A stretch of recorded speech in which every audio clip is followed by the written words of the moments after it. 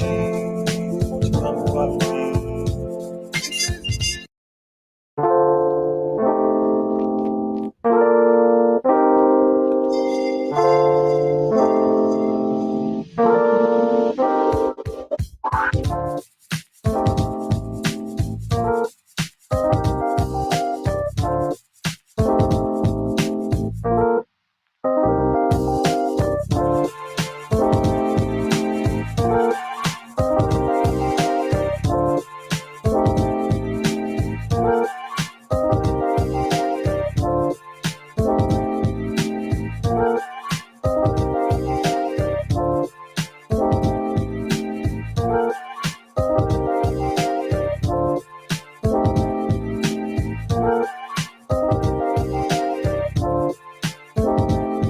check, 1 2, mic check, 1 2 2 2. What's up, y'all?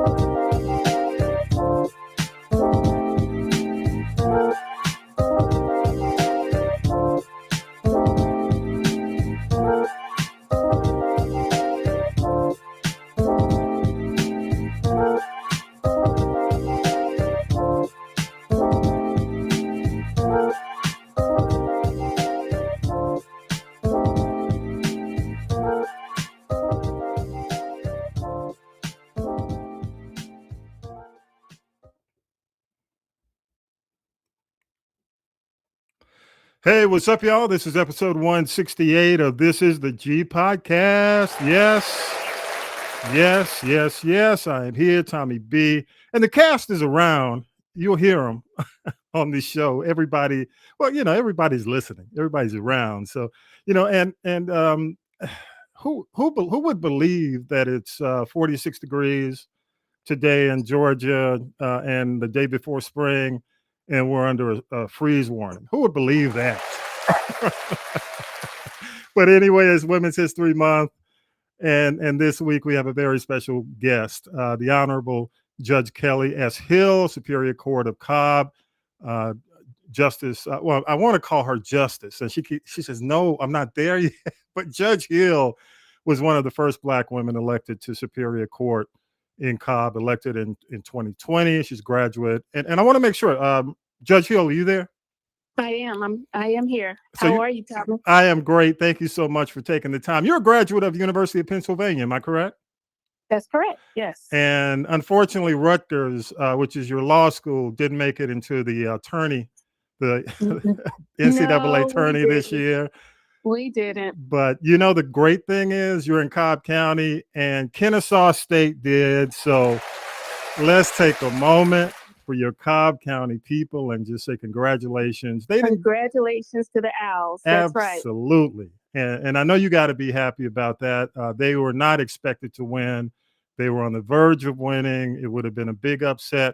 But what a game. They played it close. So you got to give it. That is Cobb County. That is your area. So that is Cobb County. That is the new Cobb County. Absolutely. So let me give it up to them one more time. And again, the Fighting Owls put in a great effort against Xavier. So they did, and congrats to them. Absolutely. For a good game. Yes, they did. And she's a New Jersey native. And I'm pleased to have Judge Kelly Hill on for making a stop on the G Podcast. And I have to say it before we get into the questions. What a time to be on the court in America. What a time to be working in the justice system, Your Honor. What an amazing time. I'm sure you have some stories to tell. I know you can't address a lot of what we talk about on the show, but you're here for your great work and the things you've done in your career, and the glass ceilings you have shattered over in Cobb County. So I won't put you in harm's way. You know, I won't. I'm not going to do the gotcha. Well, I appreciate that. I do. I will absolutely answer as much as I can. Yes, And, I will tell you, there's never a dull moment. I bet. Never, ever a dull moment on the bench. I can imagine, and it's crazy. And before one more thing before we get into questioning, and I know you don't have to address this, but as I sit, we tape on Sunday, so as I sit and I watch the Sunday shows, it's amazing that we're about to put, or I don't know if it's going to happen this week or not, a former president facing indictment. I mean, this is a real possibility in the United States of America, and it is just as we tape on Sunday. It's an incredible thing to witness. So we'll see what this week brings. We'll see what this week brings. Yeah. We're waiting in uncharted territory for sure. Yes, we are. Yes, we are. And again, this is the G Podcast. Each week we do news, politics, pop culture. Tanya B's out, but she did get the tea to us, and we'll bring you the tea soon later in the show. But Judge Hill, we've seen the confirmation of the first Black Supreme Court justice in Ketanji Brown Jackson. Black female DAs are involved in high-profile cases. You've got Letitia James in New York, Fonnie Willis in Fulton County as examples. Cases that are really democracy-defending type cases. And in my lifetime, I mean, probably the most I've ever seen Black women leading in the country. How do you view your role and responsibility during these times? So, Tommy, you're right. For the first time in history, we do have Black women in spaces where we have not traditionally been. And if you ask me how I see my role, now that I am in the quote unquote room, I see my role as one, not just being present in that proverbial room, but to pull up my chair, sit at the table. My role is to be part of that conversation. I see my role as being one to highlight and bring to the conversation a perspective that is maybe different from the traditional conversation, a perspective that might cause those of us in the room to think that perhaps the way we have traditionally done things or the way we have traditionally viewed things might need to be changed. Now that there is a different perspective included in the conversation. And how do I see my role? I see my role as being one to explain situations through a lens that perhaps had not been viewed before, and simply because it was not the experience or the perspective of those who were traditionally in that room. So that perspective was never considered. My role is to make sure that it is now considered. Right. So you're an elected official. I am absolutely an elected official. I was elected. I was not appointed to serve. And so you have constituents who are probably calling you and sending you messages daily. So I do have constituents. I cannot speak to constituents about specific issues, but yes, even if they don't call me, I'm in my community. I am out and about. I participate in community events. I want to connect to the community that I serve. And so I see it as my role to make sure that that community and the members of that community that historically haven't really had a voice have an opportunity to have their views and their issues and their perspectives be part of the conversation so that change can be made for the betterment of all citizens here in our community in Cobb. Excellent. And we're a Black podcast, so many weeks, when we do this show, unfortunately, and I say that because, it wears heavy. We felt justice has been denied or wrongly applied. What do you say to skeptics of the legal system? So let me start by saying this. I'm a judge, right? And I've either been a judge or a lawyer for over 30 years now, which means I'm part of the system. And so I have to say, from my perspective, one, I am a firm believer in justice. And I know that in most cases, having been part of the system works as it should, believe it or not. Now, having said that, I know that there are some cases where the system does not or has not worked. the way justice would require it to work. Mhm. And in those situations, unfortunately, those are the cases that get highlighted.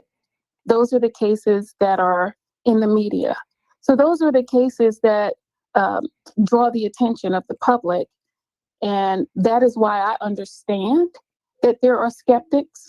I understand that there are people who question whether or not justice actually prevails in our system. Um, and so while I understand it, I want those who are skeptical to know from someone who has been part of this system for over 30 years now. In most cases, our system does in fact work. Okay. Okay. You've been involved in many high profile cases, one being the infamous Brian Nichols case. Yeah. That's one of many. And which are the cases when you take a look at your history, not necessarily as a judge, we're looking back as a prosecutor in those circumstances where you're in the courtroom, which hmm one has had the most impact on you personally? So you mentioned Nichols, and I'll talk about Nichols for a second, just because that's the one that most people will bring up when I am in a conversation. Hmm. And I was the lead prosecutor in the prosecution of the murder case. I was not involved in the initial rape trial that was going on when the shooting incident occurred. Can you give people kind of frame it for people, Sure, how he was up for actually the crime of rape initially? So that is correct. how would you frame that situation with Nichols? So Nichols was initially on trial for the rape of a woman that he had been involved in a relationship with. And the initial rape trial ended in a hung jury. It was a mistrial. The jury, they hung, they couldn't reach a verdict. Hmm. Right after the hung jury, Nichols and his attorney asked the judge to allow him a bond so that he could be out while the prosecutor decided whether or not they were going to proceed again to trial or resolve the case short of a trial. Hmm. Hmm. And instead of granting a bond, the judge had the court reporter prepare the transcript of the previous case, and they teed up the second trial almost immediately. So his bond was denied, and he was put back on trial the second time for rape. And one thing that happens when there's a mistrial Hmm. is now there's a record. And Nichols testified in the first rape case, which means he's on record of giving answers to questions that were asked in that first trial. Hmm. Well, as in anything, when you get a second bite at the apple, you now know where your holes are. You know where your weaknesses are. And the prosecution had an opportunity to kind of tighten up those holes. And they did that second go round. They added witnesses that perhaps they had not called in the first go round, one of which was Nichols' boss. And they were able to show through those witnesses that testimony Nichols had given in the previous trial was in fact not true. Hmm. So they went through that second trial Monday through Thursday of that week. Friday, which was March 11th, rolled around, and it was going to be the day where the state rested. And Nichols then had to make a decision on whether he was going to testify the second go round and potentially be caught in lies, or if he was not going to testify, and in which case the case was going to the jury, and the state had put up a much stronger case the second time than they did the first time. Hmm. So he was kind of caught in between a rock and a hard place, having to make a decision. So that morning, when he was being escorted upstairs to change out of his prison blues into his suit for trial, he made a decision, and that decision was to attack the female deputy that was bringing him up to change out. Wow. He beat her to a pulp, took her gun, took her radio, took her handcuffs, and walked. Once he changed into his clothes, he walked over to the judge's chambers, held the judge's staff at gunpoint. And what he didn't know is that the judge had heard a civil case, totally unrelated to his trial, Hmm. that morning. And so the judge was not in chambers, the judge was in the courtroom. And in most courtrooms, whatever's happening in the courtroom is piped into chambers. So he could hear that the judge was in the courtroom. Mm. He waited a while, holding the staff captive. And what he didn't know is one of the staff members had hit the emergency button. So now there were deputies responding to the chambers. What those deputies didn't know was that because Nichols had taken that first deputy that he beat, he had taken her radio. So he could hear the traffic on that radio, and he knew that they were responding to the judge's chambers. So now he did what he had planned to do, which was he went into the courtroom, and while the judge was on the bench in the middle of a legal argument, put the gun to the judge's head, pulled the trigger, and literally blew the judge's brains out. Wow. The court reporter who was seated down in front of the judge was also shot and killed there in the courtroom. Staff attorney was grazed by a bullet, but by the grace of God, lived to tell it. And then Nichols escaped from chambers, walked across the bridge where he ran into deputies who were responding to chambers. They had no idea what had just happened. They had no idea who he was. Wow. And he said to them, "Hey, man, y'all need to get over there because something's going down over in that courtroom." They ran right past him as he made his exit down a back stairwell. But he encountered a deputy who had just come on duty. And that deputy ran into Nichols trying to run out of the back door. And he shot and killed that deputy there on the street. Wow. Ran across the street to a parking lot where lawyers and citizens were about to start their day, coming into work or coming into court, and he carjacked one of the lawyers, took the vehicle. But because he had that radio, he could hear when the car lookout had been put on the radio. So he knew that they were going to find him in that car. So he ditched that car and carjacked another car. He carjacked a total of about 7 people that morning. He held several other people at gunpoint in parking lots to take their car and or their clothing. He took a AJC reporter's jacket so that he could switch out from his jacket. He rode a MARTA train to Buckhead and hid out in a hotel there at Lenox and confronted one woman who lived in an apartment complex right next to Lenox. He was about to kidnap her, except he didn't know her boyfriend was in the apartment. So the boyfriend comes out, confronts Nichols. By now, Nichols knows that, everybody's looking for him. So instead of having a confrontation there in the hallway, he escaped and he hid out until cover of dark. And there was one house in that neighborhood where the light was on. In that house was a man who happened to be a federal agent. He was doing some tile work in his bathroom because he and his wife were about to move into their dream home. And he worked late that night to kind of do some tile work in the bathroom. Right. Nichols saw the light. There was a truck in the driveway. He went in, confronted the man who was up on a ladder and shot him. Went through his pockets, took his badge, took his keys to his truck, took that truck to Gwinnett County, where he sat in an apartment complex. And by the way, all this started in Fulton County. Am I correct? This all started in the Fulton County Courthouse. Yeah. And he then held that woman captive. And that is the story of the woman who, the movie Captive. If you remember, there was a movie made not too long ago. But that's the story that is covered in that movie when he held the woman up in Gwinnett County captive. Wow. And eventually she was able to calm him, and eventually he was surrendered to the police, taken into custody, and then stood trial for the murder case, which I prosecuted along with several other team members. So that's the backdrop of the Nichols case. And I'll tell you, when the incident occurred, when the shooting occurred, I was there at work that day in my office. And I happened to be one of the first prosecutors assigned to Judge Roland Barnes, who was the judge who was murdered that day. I was one of his first prosecutors when he was appointed to the bench. Wow. and I knew him and I knew his staff. Mhm. And I also knew that my boss tended to have high profile cases come across my desk. Right.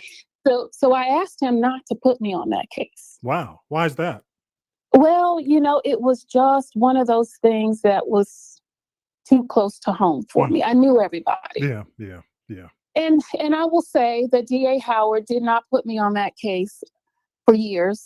And it wasn't until the last 30 days before trial was about to start that I got called into his office, and he told me that he needed me to not only help try the case, but he needed me to take over and be lead. So Wow. at that point, duty called, and I did what I had to do.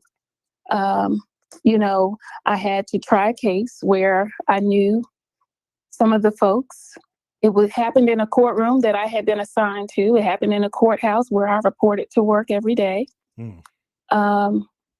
And so as a person, um, it was traumatic. It was very emotionally taxing to have to, one, get up to speed on a case in such a short period of time, but two, present facts to a jury involving individuals that I knew personally.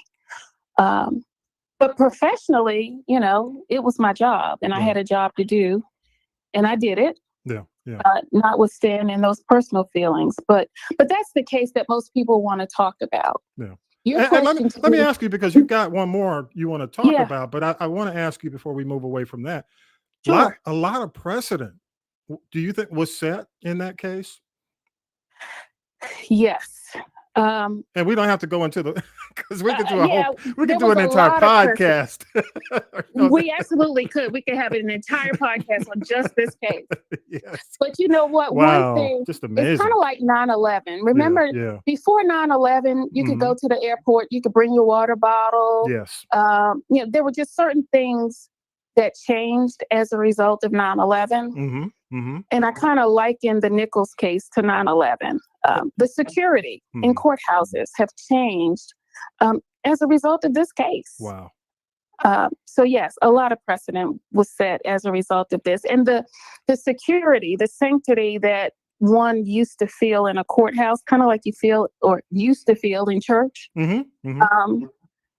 has changed. Yeah. It's just not there anymore, and this case was a significant factor. Well, he's And in the jail at this point, serving hundreds and hundreds of years, and without hundreds, parole. Yeah. yes, Yeah. yes. Well, moving on from that case to the one, another case you've been impacted personally by. Yeah, it's a case that most people honestly don't ask me about. But for me, it was one of it wasn't the only, but it was one of the most impactful cases in my career.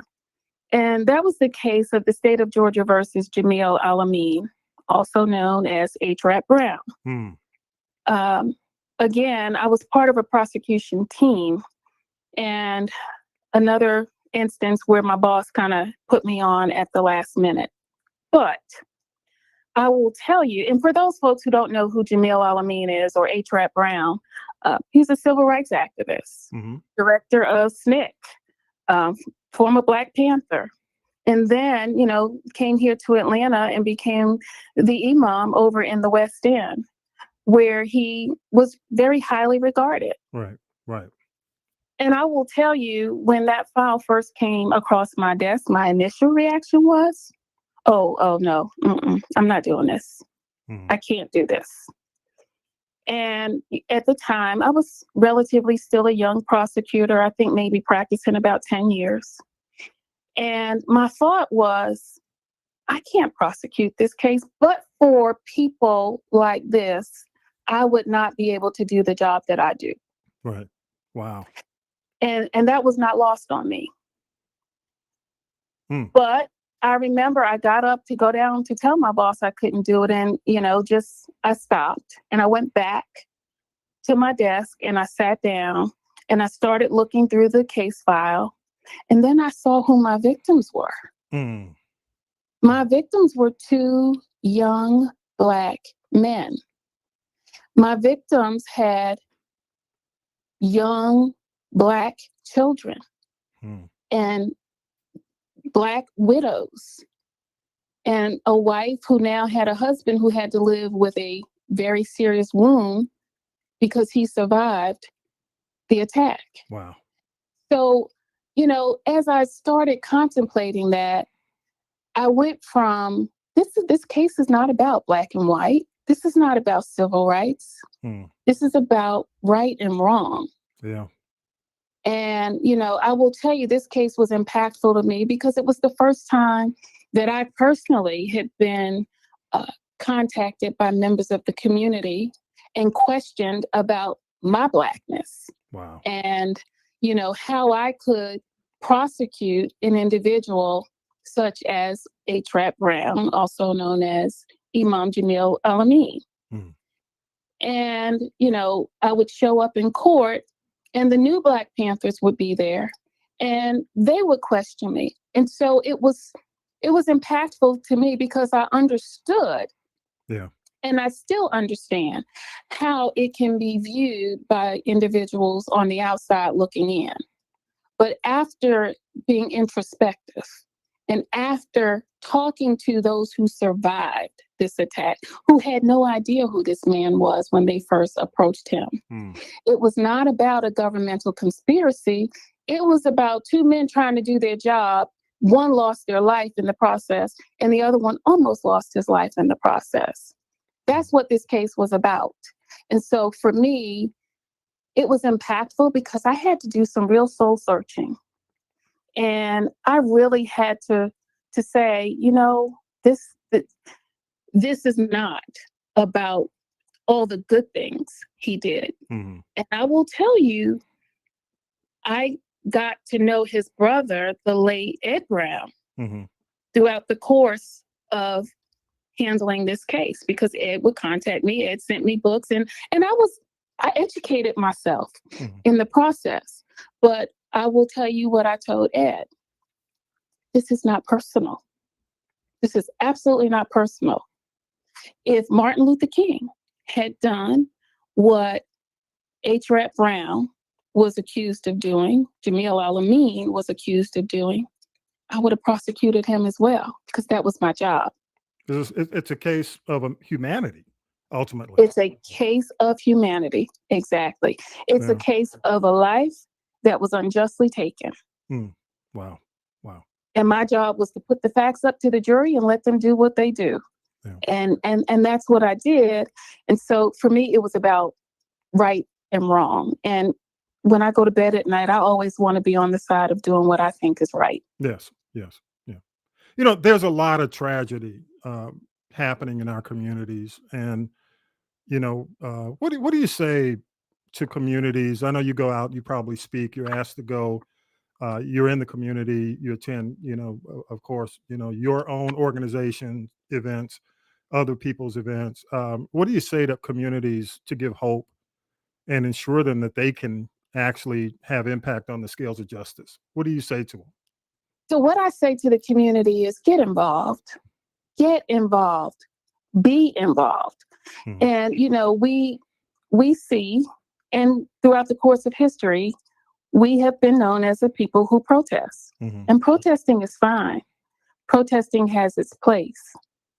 But if we are not active members in our community, if we're not volunteering and being a part of those boards and those offices that can make a difference so that we can be the change we want to see in our communities. Right. If we are not actively involved in the political process, i.e., researching the candidates that are on the ballot, deciding which candidates you believe worthy of a vote, joining those campaigns, contributing to those campaigns, helping to get the word out so that the right people are in the right places. And then most importantly, exercise your vote. Yes. I don't care if it's for dog catcher. Go out and vote. Go on and say that one more time. I don't care. Okay, if it's for dog catcher, go out and exercise your power to vote. Absolutely.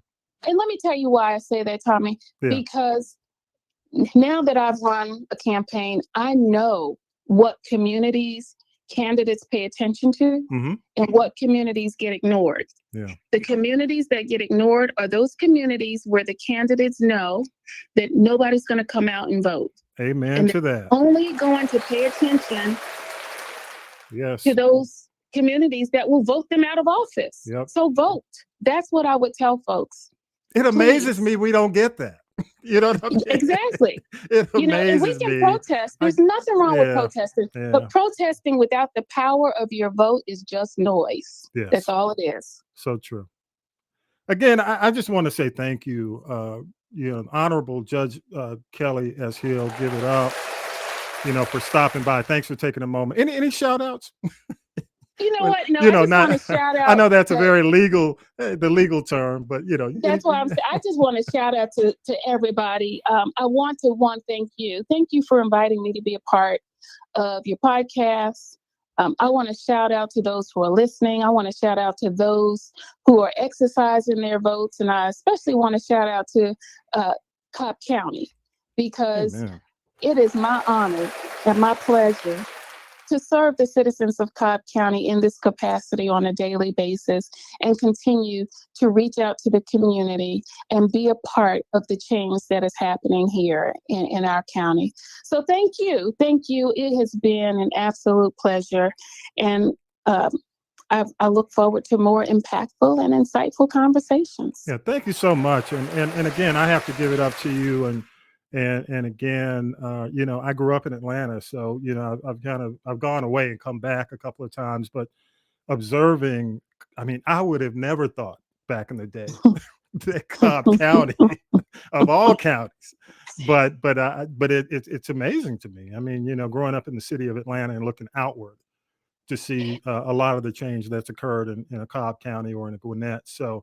And it's all positive because it's more inclusive and there are more people, as you said, sitting at the table, that's exactly what it's about. What it's about. Inclusivity. Yeah. That's what, and as you know, the majority of my career was in Fulton and DeKalb counties, but I've lived in Cobb. Yeah. And while it would have been easy for me to move to one of those counties and perhaps run for judge where people knew and appreciated my work, yeah.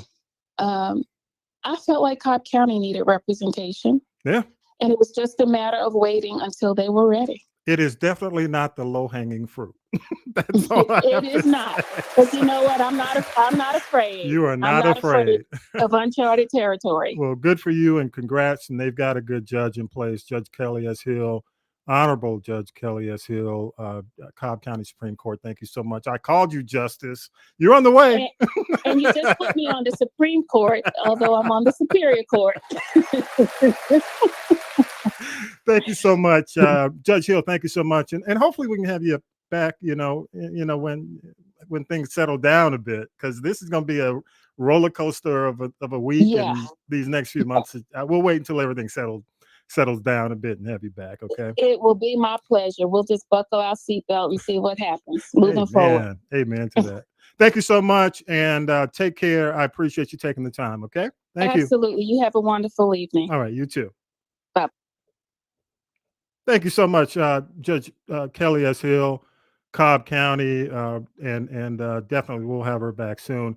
Again, let's go ahead and do news with Syracuse Mike. We'll come back on the other side, and just some amazing information. That Brian Nichols case to this day still touches me, man. It was just what a time. Here we go. News team, assemble!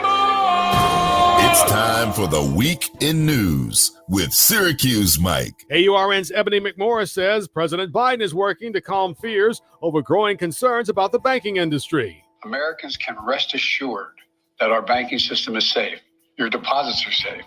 Let me also assure you, we will not stop at this. We'll do whatever is needed. It started Friday with the sudden collapse of Silicon Valley Bank, making the biggest failure since the 2008 financial crisis. The Treasury Department is moving to ensure all SVB deposits will be paid in full with depositors. That bombshell news was followed up on Sunday by federal regulators announcing the closure of New York-based Signature Bank due to what's deemed as systematic risk.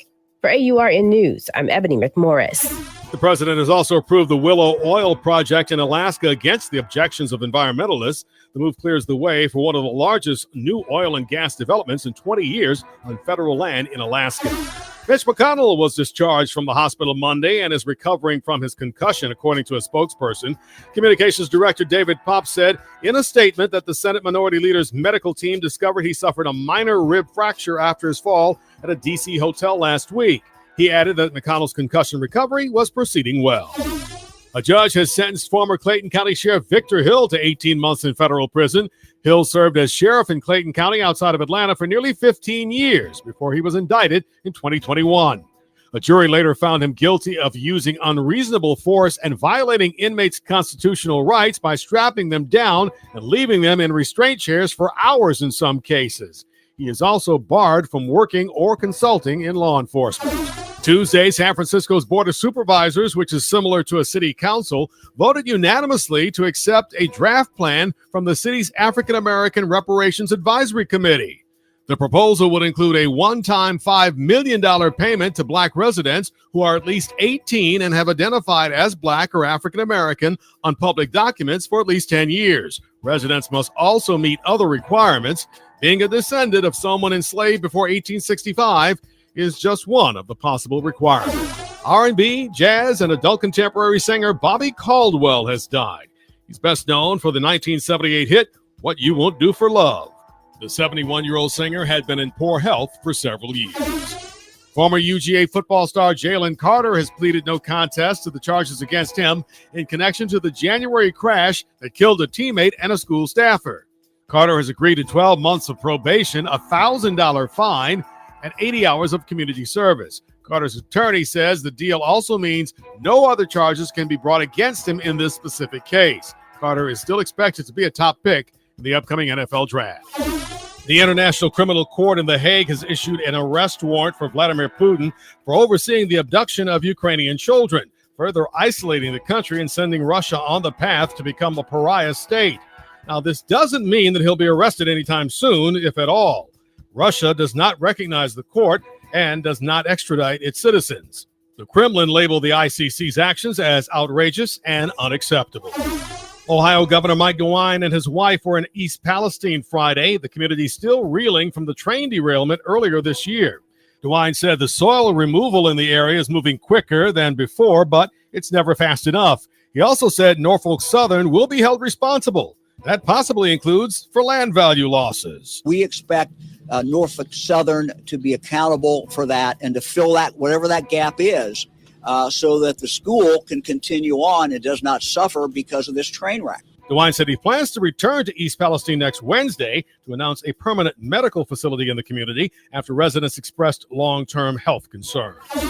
No other men's basketball college team made it this far this season in Georgia. So, while they lost to Xavier 72-67, Kennesaw State led most of the game, and it wasn't a blowout. So the school has much to be proud of. Head coach Amir Abdur-Rahim. How about them Kennesaw State Fighting Owls? Man, I am so proud of this group. And so is the entire state. Man, how about them Owls? Just shocked me. But Xavier, as a matter of fact, as we taped today, they turned it around and got things back in gear, and they're moving on to the Sweet 16. But, man, Kennesaw almost did it, y'all. And, again, thank you so much, Judge Hill, Kelly S. Hill. Just thank you so much. Great information, great wisdom. Cobb, you've got a good one. Definitely keep her in the system. I think it means a lot of great things for our community. So just great things. Just a couple of things. Silicon Valley Bank. There's an interesting link. Thank you, Lady J sent me a link on I think it was on Facebook that talks about the fact that this is not a normal bank. 90% and above are not of the clients of that bank are not FDIC eligible or covered. So it is a high risk bank. But the crazy thing about it is that these types of banks get bailed out while student loan people are begging for forgiveness before the Supreme Court. Yet these guys can really take a lot of irresponsible investments and place irresponsible investors in these really high risk situations. And one of the big things that occurred in this situation was the fact that the interest rates, I think they didn't count on the interest rates increasing as rapidly. So, just watch it closely. President Biden has promised that this will not receive. This is not a situation where a high-profile bailout will be included. So we'll see. We'll have to watch and see what happens. I don't think it deserves it. I don't look at it as a normal bank. Again, 90% or above of the folks who are actually involved in this bank, have money in this bank, are rich. They're millionaires, billionaires. So, okay, we'll see what happens. And I have to say, environmentalists, the drilling that's happening in Alaska, if environmentalists are so concerned about drilling, why don't they protest the cost of electric vehicles? I mean, that would definitely take the pressure off the need for fuel. But it just seems to me with the electronic vehicle situation right now, the electronic vehicles are 60,000, 40,000 plus, a lot of these new vehicles. So, if we can bring down the price of electric vehicles, EVs, then especially make it affordable to the middle class, lower middle class, even those who are with new vehicles, take the fuel vehicles off, electric vehicles, and we might be able to become more efficient. So it just shocks me. It's amazing that they'll protest the fact that we're in a situation where we can actually become less dependent upon foreign oil, but not protest the fact that EVs are too expensive. So we'll see how that works out. And isn't it ironic that Mitch McConnell speaks out against Trump and winds up in the hospital? That just kind of shocks me. I mean, we need to see, that deserves an investigation, because it was like a day or so prior to the fall that he was speaking out against Trump, like really, really tough speak against Trump. So it's just amazing. All of a sudden he winds up in the hospital. We need to look into that. Now I'm moving to San Francisco, y'all. Yes, I am moving. I got to go to San Francisco with the $5 million. But the crazy thing is, I guarantee you that if that were to happen, every good and service is already high in the Bay, but every good and service in San Francisco would go up exponentially if all Black folks got 5 million. So we'll see how that goes. I'm hopeful. And rest in power. And I know Tanya B is going to touch on this in the T.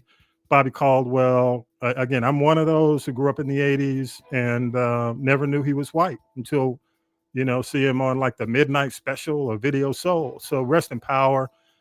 He had been sick for a while. I think a lot of it had to do, they call it floxing, where he was, I guess it was something related to penicillin. So definitely, rest in power. He's in a better place, and he suffered for a long time. So just rest in power. Jalen Carter was not in shape, by the way. Young man, UGA for the pro day. And he's still going to go high in the draft, but I hope he can get himself together. It seems like he's got some mental issues going on. Hopefully he can get through all this. And the situation that he's in right now is positive for him, because he can't be tried again on anything related to the crash that occurred at the beginning of the year. So hopefully he can get himself together, get his life together, and just focus on football, and become a productive citizen. So good luck to Jalen Carter and his family. And who would have thought Putin and Trump indicted in the same month, y'all? That's just what? So, we'll see. Trump has yet to be indicted, but The Hague is after Putin. So, and they don't acknowledge those courts. So, they're not going to turn Putin over to The Hague for, human rights violations, but we'll see what happens. And one question, I'm going to put this out there. Go to Castropolis.net, click the people poll. Do you trust train service? Do you trust train service? If you do, give us your feedback. And I know a lot of these derailments have been freight trains, but anybody who uses passenger trains, I'm just curious about your thoughts on whether or not you still travel and how you feel. Totally different company. I know that's Norfolk Southern that handles the freight, but how do you feel with everything happening with the Norfolk Southern situation. Go to the People Poll. Love your feedback. All you got to do is go to castropolis.net. And also that link's in our podcast notes. So there you go. Appreciate you. And again, thank you so much, Judge Kelly S. Hill. Now let's go ahead and do what we normally do. Tanya B is off this week, but she'll be back next week. But let's go ahead and do this. Now then, children, it's time for tea. It's tea time, y'all. Sipping the tea with Tanya B. I don't want you to miss a thing. This is your girl, Tanya B. And through the magic of technology, sometimes a blessing, sometimes a curse. We know about that, right, Tommy B? Yes, we do. I'm bringing you the top T headlines for this week. First, we start with the celebrity prayer list. And I got to say, I think everybody was in shock about the death of blue-eyed soul icon Bobby Caldwell. Hit the scene in the late 70s with What You Won't Do for Love, a signature song that still gets played to this day. But here's the gag. Now, when he went out on his first tour to promote his album, he was the opening act for Natalie Cole. And even as recently as 2013, when he was part of the Blue-Eyed Soul tribute on the BET Awards, people didn't know he was white. I'm telling you, his album was in silhouette, so you couldn't tell what he was. And of course, he had a huge hit on the R&B charts with What You Won't Do for Love, right? But I think he just put out great music, and that's really, his catalog is amazing. He's been sampled by everybody from Biggie and Nas to Chance the Rapper to Common to John Legend to Boyz II Men, everybody. Just a light in the music world that will be missed, but he leaves again a great music legacy. We're also grieving with Magic Johnson, who's mourning the loss of his father, Irvin Johnson Jr. Lance Reddick, who we know from The Wire and John Wick, died suddenly a few days ago at the age of 60 years young, leaving a wife and 2 children. He was taking a break from promoting the movie, which will still go on. And I got to tell you, I did not know the name, but when I saw that face with the name, I instantly knew who he was. Lastly, we mourn the loss of one of the pioneers of funk, Fuzzy Haskins, one of the original members, P-Funk. They had this song back in the 70s he was really known for. It was called Standing on the Verge of Getting It On. And the opening line is, "Hey lady, won't you be my dog and I'll be your treat and you can pee on me. Rather do that than pee in your afro." Remember that song? Mm-hmm. Well, Fuzzy Haskins passed away this week at the age of 81 years young. And you just got to give George Clinton 5 on it, because everybody in P-Funk was so ahead of their time, and now people are just starting to catch up. So again, Bobby Caldwell, sleep in peace. Fuzzy Haskins, sleep in the funk, So let's talk about celebrity family feuds. Good God. The Scott sisters of Escape, that's Latasha and Tamika, they are playing out their family feud and drama on the TV show The Queens of R&B that they do with SWV. And now they got the mama up in there talking about she's a 5th member of Escape. Lady, really, Miss Scott? Girl, you reaching. Anyway, Tamika claims her sister Latasha stole $30,000 from her back in the day. And even though Tamika said her sister took the $30K, she still had to pay the $12K in taxes on it. So that whole thing's being played out. I call it the unreality TV show Queens of R&B. Watch if you want to, but I don't get it. In other family feud news, Priscilla Presley has been locked out of Graceland. That's right. She's feuding with her granddaughters, Lisa Marie's daughters, because actually that belonged to Lisa Marie, so her heirs are her daughters. Her son is like, I don't know what's going on here. Lisa Marie was estranged from her husband, the twins, the daughters, dad, and I think he's just looking for a check. But even though Lisa Marie had burned through $100 million, the current value of Graceland today is $35 million. I don't know. Now, I did not watch Anatomy of a Hoax. That's a Fox Nation documentary about Jesse Smollett and the African brothers who claim they were paid for their parts in that. And they are just spilling all of his business. They spilling all the business. They said the reason why this whole stunt, and they called it a stunt, which they were acting out during the documentary, the reason why it went wrong, because Jussie Smollett showed up late. So if you have Fox Nation, don't pay for it. You can see it on YouTube. I don't really care, but man, they are just giving him the business. Every time we root for Chris Brown, hope he's gotten himself together. We want him to do well. He's so talented and he's just wasting his talent and just his gift.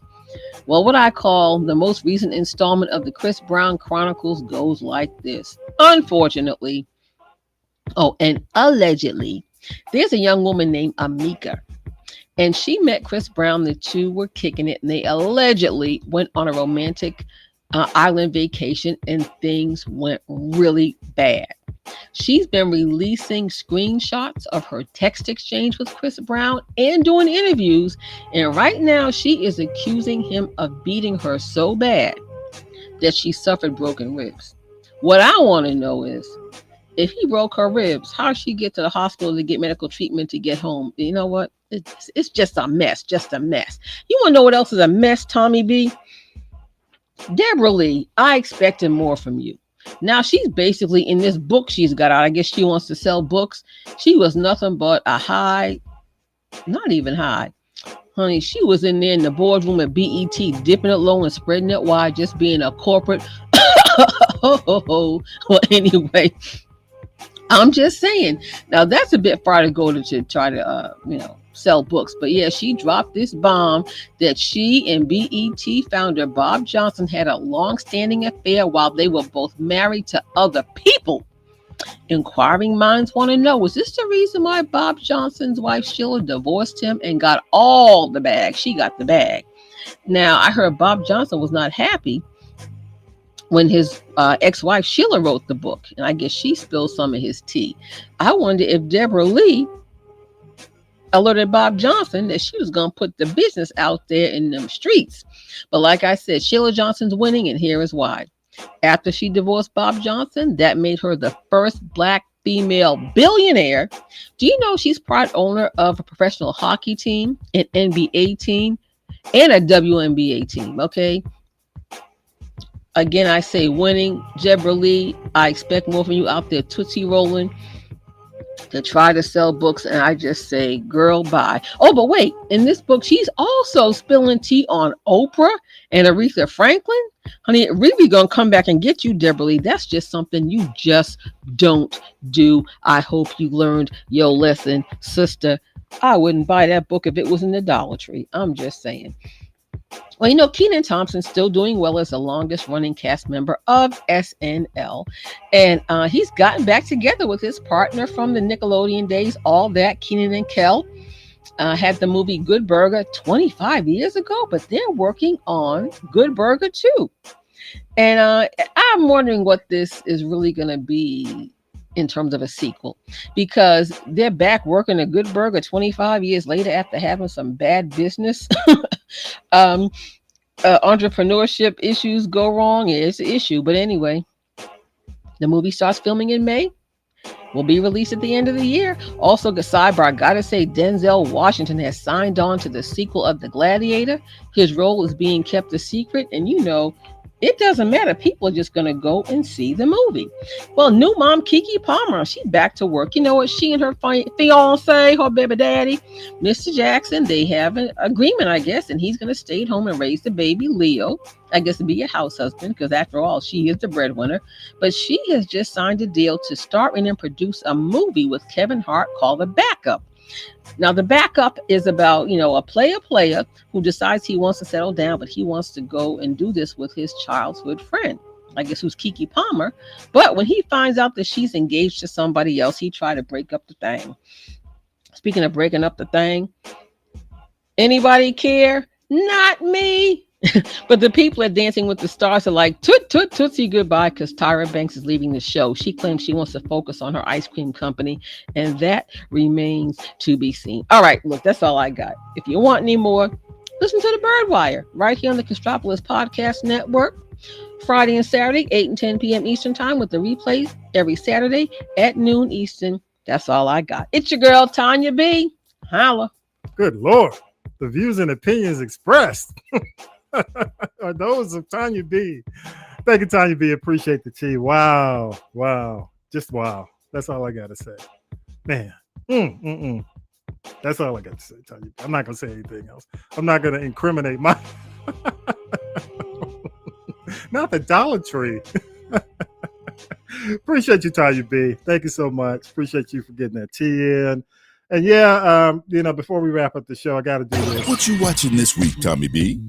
Hey, I know y'all are watching Swarm on Amazon. If you're not, it's Donald Glover's new series that just came out. It stars actress Dominic Fishback. If you've seen, I guess the Ptolemy Gray series, she's Robin on the Ptolemy Gray series on Apple, and she's been in several other movies. This is just an excellent project for her. But definitely, it also stars Chloe Bailey, half of the Bailey sisters, and basically, it's about an obsessed Houston-based fan who goes to violent lengths for her favorite R&B singer, and there's no mistaking that it is based on a Beehive, Beyonce. I wouldn't say true story, even though it tries to position itself that way. It's all fiction. It definitely the Swarm / Beehive. Get it. But after watching the full series, I went ahead and binged it. It's short. It's a half hour, 7 episodes. Definitely season 1. I can tell you it's a whole lot deeper than just someone standing for a pop star. And I'm not going to give any spoilers, but if you watch it, you'll understand what I'm talking about. Standout appearances. And these are the folks appearing in this. And I was shocked, definitely Millennial Nick was checking it out. And he was telling me Paris Jackson is in it. The daughter, of course, of Michael Jackson. Billie Eilish is in it. Y'all know Damon Idris if you watch Snowfall. Cree Summer, Cree from Different World, Leon, and Stephen Glover is in it as well, the brother of Donald Glover. And again, it is, if you're a fan of Atlanta, you'll love it because all the shots, all the cinematography, the writing, you could tell it's Donald Glover. And so it's on Amazon currently, all episodes, and we'll see if it's worth it, if it's going to get a season 2. But it is crazy. I don't even know how to describe it. So whether or not if you've seen, what's the movie with The Reading with Monique, it's kind of hard to describe, or The Strays, it's kind of hard to describe this brand of quote unquote horror. If it's comedy, dramedy, lots going on. Also out this week, Ted Lasso, the final season's kicked off this week. Power Book 2, Ghost, season 3 is out. Second half of You, if you are following the escapades of Joe Goldstein. The second half, if you thought he was sane, you'll think he's crazy again. Don't be fooled. The 10th season of Tyler Perry's House of Pain kicks off as we tape this upcoming Wednesday. And I finally got a chance to watch the new Luther, was it The Son, Fallen Son on Netflix, starring Idris Elba, Cynthia Erivo. And it's definitely worth a watch. It's a good movie. Check it out. Don't forget Unprisoned on Hulu with Kerry Washington, Delroy Lindo, who I forgot was UK, but definitely has nothing to do with him being UK in this. But it's Unprisoned. Kerry Washington and Delroy Lindo plays her father, who was just released from prison. And this Friday on Amazon, Reggie, documentary on Baseball Hall of Famer and activist Reggie Jackson. And a couple of things left over we didn't get to in Tanya B's report. Drake and 21 Savage, It's a Blur Tour, If You Care, kicks off in June. Zaya Wade is on the cover of 2023's spring edition of Dazed magazine. Quentin Tarantino will be filming his final movie, which is crazy considering his age, this fall. And if you're a Bel Air fan, that series on Peacock has been renewed for a 3rd season. And y'all check out, love your feedback on Tone Death, Lost in Hip Hop, which talks to a lot of the moms of these rappers who, all the way from, going back to Biggie and Tupac to Pop Smoke. But Tone Death, Lost and Hip Hop is streaming on Hulu. And, just definitely check that out. You can always give us your feedback on all the stuff we do. Go to castropolis.net love your feedback on Judge Kelly S. Hill. Just a great interview. Great. I got to have her back. I know she can't talk about current cases, but she's got a fascinating history and definitely doing great work out there in Cobb County. Just a quick thing on the close as we close the show. This whole Trump thing, and it's really, we'll find out this week if it's much ado about nothing or not. This call to action where he's telling people to protest. Personally, let me just say this to y'all. I feel it's manufactured, this whole, just to get sympathy and get press to push for, the indictment. I would be shocked if they do it this week. I really think he's doing it for, I guess, sympathy, to pull his voters back, to get them engaged for his campaign. So I doubt. I mean, we'll see. We'll see. I'll be eating my words next week, but we'll see. But I do think cities, municipalities need to be on guard and get engaged and treat this like post 9/11, because domestic terrorism is real in America. It's definitely real. Let's not get caught up in the drama. And for Black folks, not our circus, not our monkey. Just get out the way. Okay. Again, final thoughts. Big thanks again to the Honorable Judge Kelly S. Hill, Cobb County Superior Court. Thank you so much for coming out. Happy 137th anniversary, Ebenezer Baptist Church, home of Senator Warnock. And definitely go follow us. Follow the show on social media. We especially need more love on the YouTube channel. I will just admit, I have not been putting the love into YouTube. So you help me by putting the love into YouTube, and you can search us. Our handle on YouTube is @This Is The G Podcast. And also you can check our tapings for those of you who might be viewing my mug on YouTube every week. Definitely give us a shout out. And the live tapings are every Sunday at 6 p.m. Stream us also, for those who are still streaming us, at radiojarcastropolis.net. Appreciate it. But also, if you are on YouTube, make sure you subscribe. Hit subscribe. Go ahead and hit that bell and make sure you're on the show. Follow us on Twitter at This Is The G Pod. Everything else is This Is The G Podcast, except for Twitter, who definitely wants to be difficult at all times. That's it. And with that, y'all, episode 168. Thank you so much for all the support. We appreciate you. The folks are back next week, Tanya Bevi, and we appreciate you. Episode 168 is in the can. Peace, power to the people. Have a great week, y'all. Stay warm.